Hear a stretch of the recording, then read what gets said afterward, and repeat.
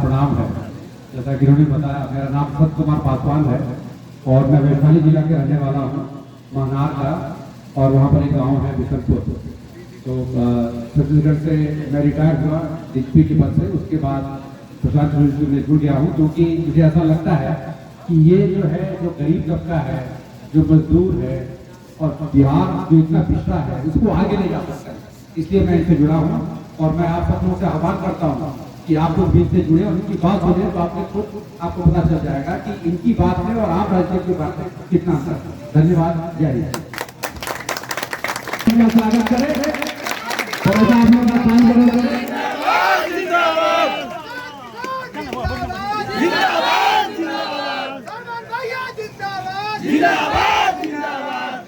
नमस्कार।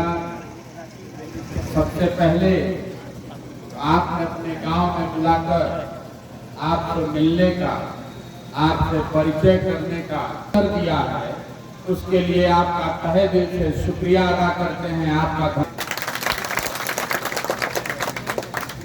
आप सोच रहे होंगे कि अभी तो कोई चुनाव है नहीं, तो नेताजी बनकर कोई आदमी आकर भाषण क्यों दे रहा है। हम यहाँ कोई राजनीतिक भाषण करने नहीं आए, कोई दल नहीं है हमारे पास, कोई मंच भी नहीं है। एक सोच लेकर आए हैं जिसका नाम दिया है जन सुराग, समाज में परिवर्तन के लिए। पहले मेरा परिचय, मेरा नाम है प्रशांत किशोर, बिहार के सासाराम जिले से आते हैं। वहाँ एक छोटा सा गांव है कुनार, वहीं से आते हैं। मेरे पिताजी यहाँ पर सरकारी चिकित्सक थे बिहार सरकार में, और मेरी पढ़ाई लिखाई बिहार के सामान्य लोगों की तरह सरकारी विद्यालयों से ही हुई है। सरकारी स्कूल, जिसको आप और हम थोड़ा छात्र स्कूल कहते हैं, इन्हीं विद्यालयों से पढ़कर निकले हैं। बाद में पटना साइंस कॉलेज का नाम आपने सुना होगा, वहीं से पढ़ाई की। उसके बाद के पढ़ाई के लिए बिहार में बाहर चले गए। पढ़ाई खत्म होने के बाद संयुक्त राष्ट्र संघ में, यूनाइटेड नेशंस में 10 बरस नौकरी करते थे। पहले भारत में रहते थे, फिर अमेरिका में थे। उसके बाद 4 बरस अफ्रीका में काम करते थे। लेकिन जिस परिचय से आपको लोग हमारा परिचय करा रहे हैं, जिस वक्त इस शब्द से, चुनाव के रणनीतिकार, चुनाव प्रबंधन, ये सब जो काम है, ये 2011 से शुरू किया। या ऐसा कहिए कि नियति ने वो काम 2011 से शुरू कराया। क्योंकि जितने यहाँ लोग हैं, ऐसे सामान्य परिवार से हम भी आते हैं। कभी जीवन में नहीं सोचा था कि राजनीति से मेरा कोई लेना देना होगा। 2011 में मोदी जी से मिले, एक कुपोषण पर लेख लिखा था। उसी लेख के संबंध में मोदी जी से मुलाकात हुई और काम करने आए गुजरात में बच्चों के कुपोषण पर। नियति का ऐसा आप देखें कि कुपोषण छूट गया पीछे, ये चुनाव प्रबंधन और राजनीति के क्षेत्र में आ गए। 2011 से 2021 के बीच में 10 साल में कुल 11 चुनाव से जुड़े रहे। एक 2014 में लोकसभा का चुनाव, और उसके बाद 10 अलग अलग राज्यों में विधानसभाओं के चुनाव में जुड़े रहे। एक यूपी का 17 का चुनाव अगर आप छोड़ दें तो कोई भी चुनाव 10 साल में हारे नहीं। इसका मतलब ये नहीं है कि मुझे चुनाव की कोई विशेष समझ है। बिहार में और बिहार के बाहर हजारों ऐसे लड़के हैं जिनको मेरे से बहुत बेहतर राजनीति की समझ है। ये जीवन में अवसर मिलने की भी बात है। मुझे अवसर मिला, मैंने भी थोड़ा बहुत उसमें प्रयास किया होगा। माता पिता का आशीर्वाद है, कुछ भाग्य में लिखा है, सफलता मिल गई। लेकिन जो लोग चुनाव जीतते हैं, जो पार्टियां चुनाव जीतती हैं, वो अपने दम पर चुनाव लोग जीतते हैं। जो लोग चुनाव जीतते हैं, वो अपने कार्यकर्ताओं के परिश्रम से चुनाव जीतते हैं, जनता के आशीर्वाद से चुनाव जीतते हैं। कोई प्रशांत किशोर किसी को चुनाव नहीं जीता हरा सकते। आप गांव में देखते होंगे घड़ा जो बनता है वो तो मिट्टी और चाक से ही बनता है। कुम्हार कितना भी होशियार हो, बिना मिट्टी और चाक के घड़ा नहीं बन सकता है। लेकिन बाजार में जब घड़ा बिकने आता है तो लोग मिट्टी और चाक को भूल जाते हैं, कुम्हार को ही समझने लगते हैं कि किसी ने घड़ा बनाया है। हम लोग की स्थिति वही है। चुनाव जीतने वाले जीत गए, मीडिया वालों ने बड़ा बना दिया कि प्रशांत किशोर ही हैं, यही जिताते हैं, यही हराते हैं। 10 साल ये काम किया।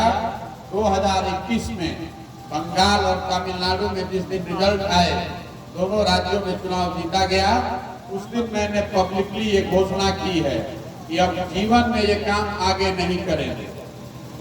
ऐसा क्यों? उस काम को करने में कोई खराबी नहीं थी, उसी काम को करके कितना नाम कमाया है। और मीडिया वाले बताते हैं कि कई 100 करोड़ रुपया भी कमाया है।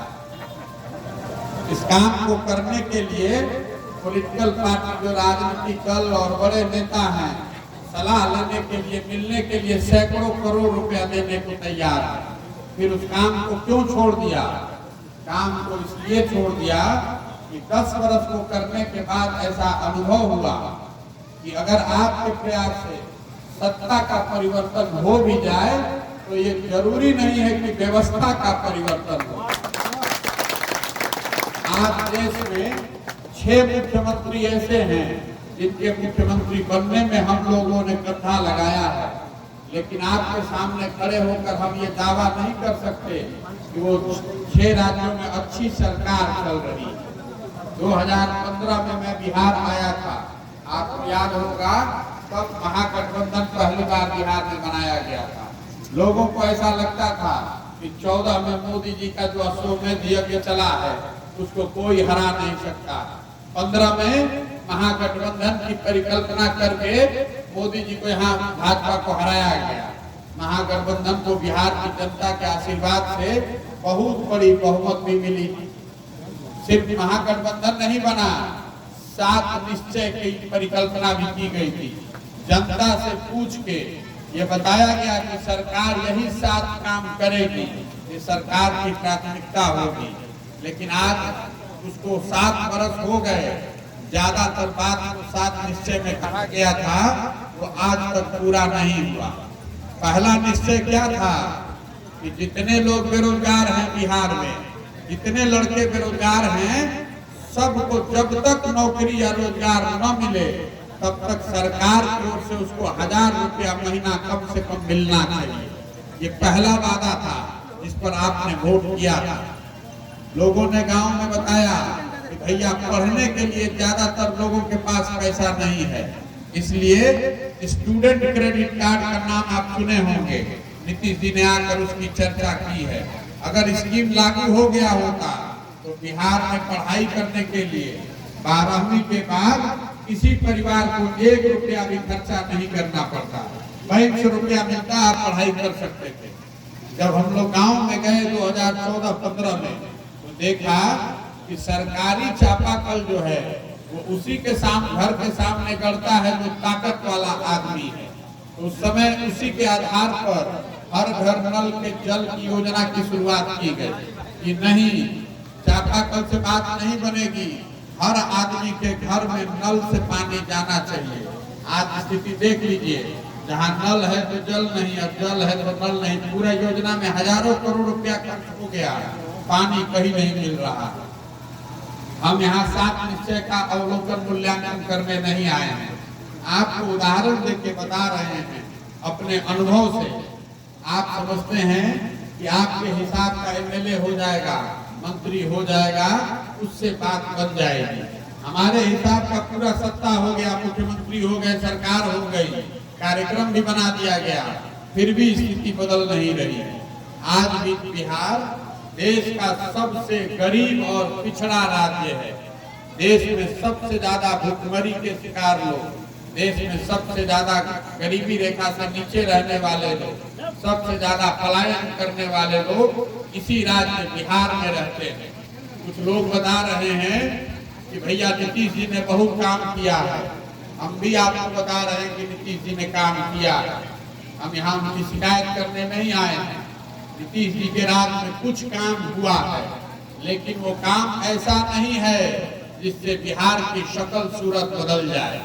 आप 2004 में भी सबसे गरीब राज्य थे, जब नीतीश जी मुख्यमंत्री बने 2005 में, तो उस समय भी आप देश के सबसे गरीब राज्य थे, और आज 17 वर्ष के बाद भी सबसे गरीब राज्य आप ही हैं। स्थिति नहीं बदली है। बदलने के लिए क्या करना होगा? जो आदमी मंच पर खड़ा होता है, माइक ले लिया, वो कहता है कि हम ही भगवान के भेजे हुए दूत हैं, हम पर भरोसा कीजिए, हम आएंगे तो सब ठीक कर देंगे।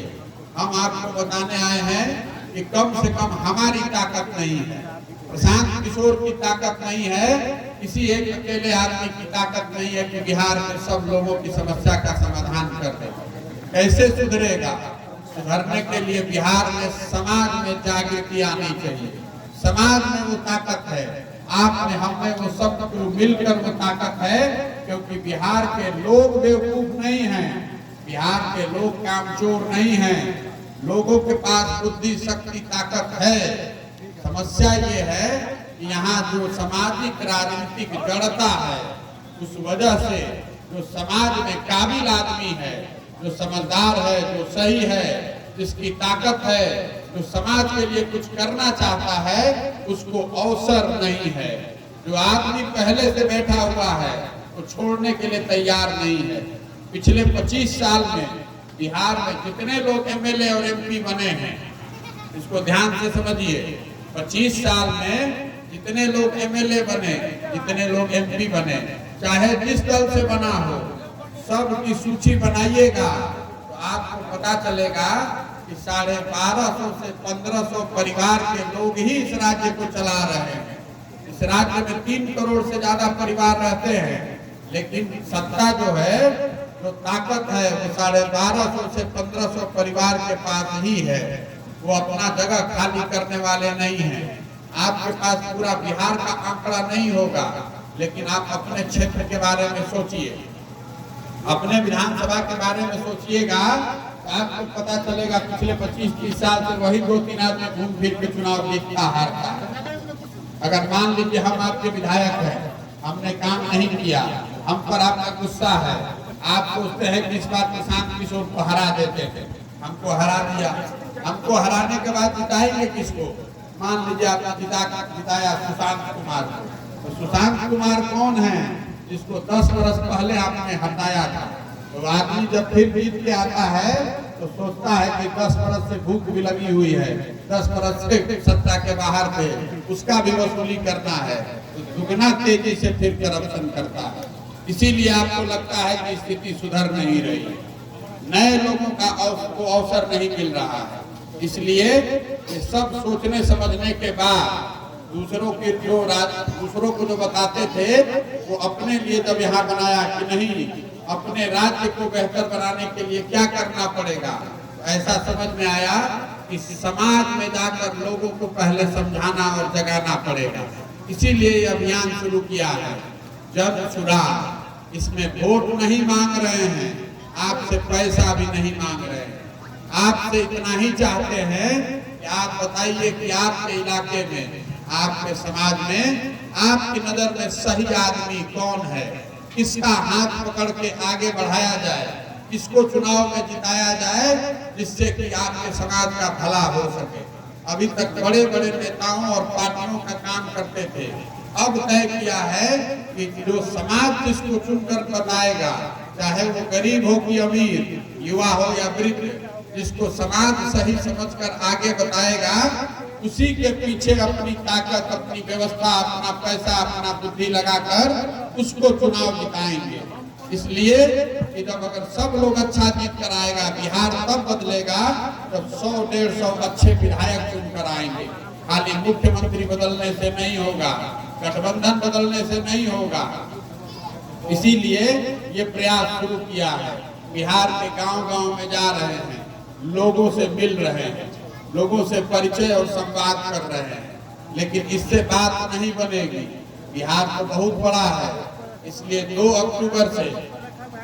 अक्टूबर से गांधी आश्रम पश्चिम चंपारण से एक पदयात्रा शुरू कर रहे हैं। पदयात्रा इसलिए नहीं कर रहे हैं कि बिहार में हमको रोड नापना है, इसलिए भी नहीं कर रहे हैं कि हमको बताना है कि हम कितना पैदल चल सकते हैं। पदयात्रा इसलिए कर रहे हैं कि आपको हमारे पास नहीं आना पड़े, हम ही चलकर बिहार के हर प्रखंड, हर पंचायत, हर शहर, हर कस्बे में पहुंचे, लोगों से मिलें, उनसे बात करें, उनसे सीखें, समझें, उनसे जानने का प्रयास करें कि उनकी नजर में समाज में कौन से ऐसे व्यक्ति हैं जिनको साथ में लेकर चलने की जरूरत है, आपकी समस्या क्या है और इसको सुलझाया कैसे जाएगा। ये सिर्फ और सिर्फ लोगों के प्रयास से ही संभव है। 2 अक्टूबर से जब इसको चलना शुरू करेंगे तो पूरा बिहार करने के लिए 3 से 3,500 किलोमीटर पैदल चलना पड़ेगा। और ऐसा नहीं कि 10 दिन चले और उसके बाद 5 दिन जाकर आराम कर रहे हैं। एक बार चलना शुरू करेंगे तो जब तक पूरा बिहार न हो जाए, जब तक पूरा बिहार न कर ले, तब तक घर लौट कर जाने वाले नहीं। जहाँ पर शाम हो गई, जहाँ पर शाम हो गई उसी गांव में, उसी पंचायत में रुकेंगे और अगले दिन फिर वहीं से चलना शुरू करेंगे। ये पूरा अभियान बिहार भर में करने में 1 से 1.5 साल का समय लगेगा। इसके पहले कुछ करने वाले नहीं हैं। पहले समाज में जाकर नीचे लोगों को समझना है, लोगों से सीखना है पहले, उसके बाद तय किया जाएगा कि क्या होगा। कुछ लोग बता रहे हैं कि भैया ये तो बहुत लंबा प्रोग्राम है, पीछे में चुनाव आ गया तो क्या होगा। हम आपको बता रहे हैं, निश्चिंत रहिए, नीतीश जी मुख्यमंत्री हैं, कुछ भी हो जाए चुनाव पहले नहीं होगा, कोई न कोई जुगाड़ लगाकर मुख्यमंत्री बने रहेंगे। चुनाव पहले नहीं होने वाला है, चाहे दाहिने से हो कि बाएं से, नीतीश कुमार मुख्यमंत्री बने रहेंगे। आप जिंदा रहिए या मरिए, नीतीश जी ने तय कर लिया है, अंतिम पारी है, 25 तक वहाँ बने रहने, उनको बने